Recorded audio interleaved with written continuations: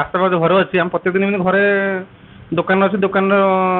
ସରିଲା ପରେ ଆମ ଦୋକାନ ଘର ବନ୍ଦ କରି ଘରେ ଶୋଉ ଆଉ ମଙ୍ଗଳବାର ଦିନ ରାତିରେ ଘରେ ଏମିତି ସବୁ କିଛି ଜିନିଷ ଠିକ୍ ଠାକ୍ ଥିଲା ଆମେ ଘରେ ଶୋଇଲୁ ଠିକ୍ ରାତିରେ ସକାଳୁ ଦେଖିଲା ପରେ ଆମ ଘର ପାଖରେ ଟଲିଟା ନାହିଁ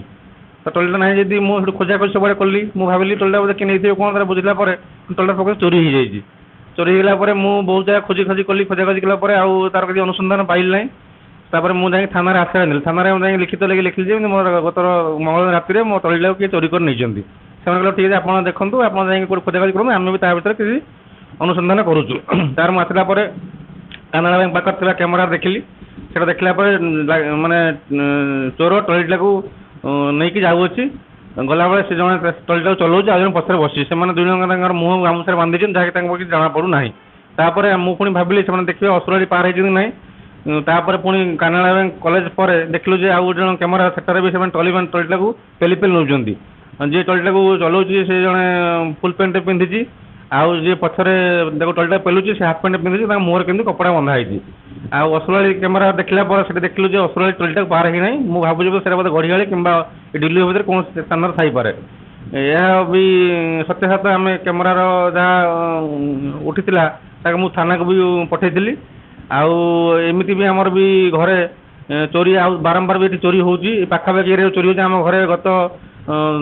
ଡିସେମ୍ବର 24 ତାରିଖରେ 24 ମସିହାରେ ଚୋରି ହେଇଥିଲା ଆମେ କି ଘରେ ନଥିବା ସମୟରେ ସେ ରାତିରେ ବି ଘରେ ବସି କବାଟ ଭାଙ୍ଗି ଆମର ସବୁ ତାଲା ନେଇ ଗଡ଼ରେଜ ଖୋଲି ସୁନା ନେଇଗଲେ ଦୋକାନର ସବୁ ଜିନିଷପତ୍ର ନେଇଯାଇଥିଲେ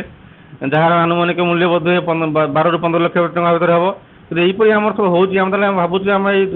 ରାସ୍ତା କରରେ ଆସି ଘର କରି ରହିବା ଦ୍ୱାରା ଆମର ଏଇ ଅସୁବିଧା ହେଉଛି ତାହେଲେ ଆମେ ଏଇ ଯଦି ଏମିତି ପ୍ରଶାସନିକ ଇଏରେ ରହିକି ଏସବୁ ଅସୁବିଧା ସମ୍ମୁଖୀନ ଆମେ କୁଆଡ଼େ ବି ଯିବୁ ଆମେ ଭାବୁଛୁ ଏଠି ରହିବୁନି କୁଆଡ଼େ ଗଲେ କୁଆଡ଼େ ବି ଯିବୁ